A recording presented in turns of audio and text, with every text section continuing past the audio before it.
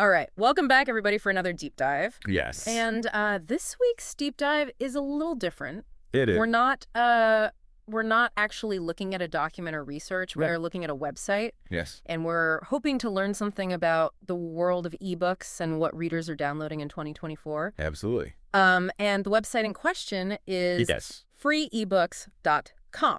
Okay, cool. So I don't know if you've had a chance to take a look at it. Yeah, take a look. Okay, great. Definitely interesting. So what were some of the things that sort of jumped out at you? Well, first of all, I mean, just the name of the website, right? Freeebooks.com. Right. I mean, that's going to catch a lot of people's attention. Yeah.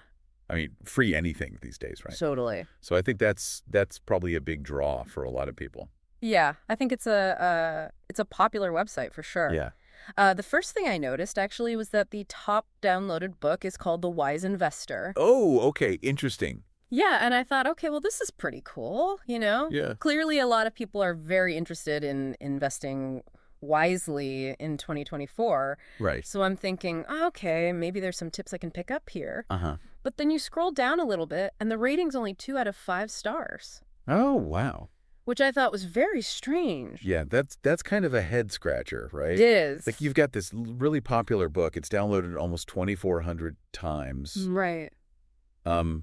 But it's only got 2 stars. Yeah. I mean, what's going on there? So it really makes you wonder, right? It does. Like, is there a disconnect between perceived value Right.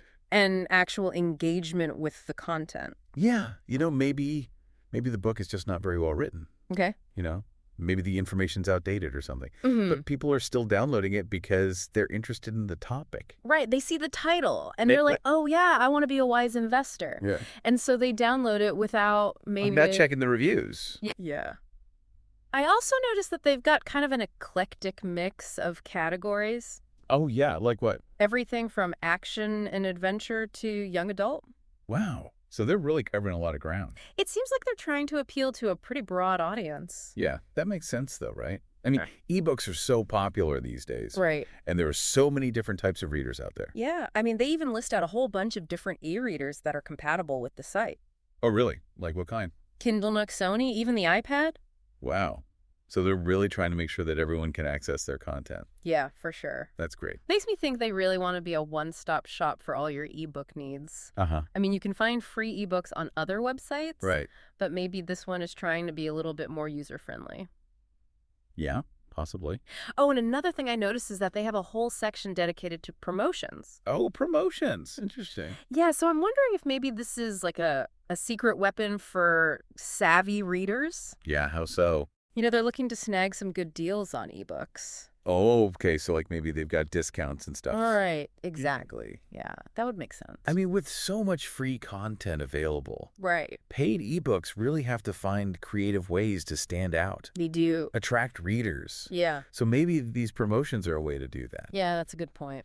So all in all, I think freeebooks.com is a pretty fascinating website. It is. You know, it gives us a little glimpse into the current state of ebooks. Yeah, and it raises some interesting questions, too. Yeah, like we were talking about earlier, you know, the popularity of that Wise Investor book. Yeah. Despite its low rating. Right. I mean, does that suggest a broader trend of choosing convenience over quality in the digital age? That's a good question.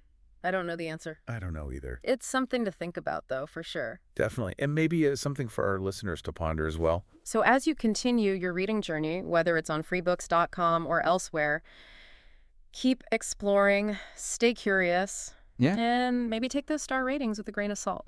Yeah, good advice. All right, thanks for joining me on this deep dive. Yeah, this was fun. And we'll see you next time. See you later. Bye.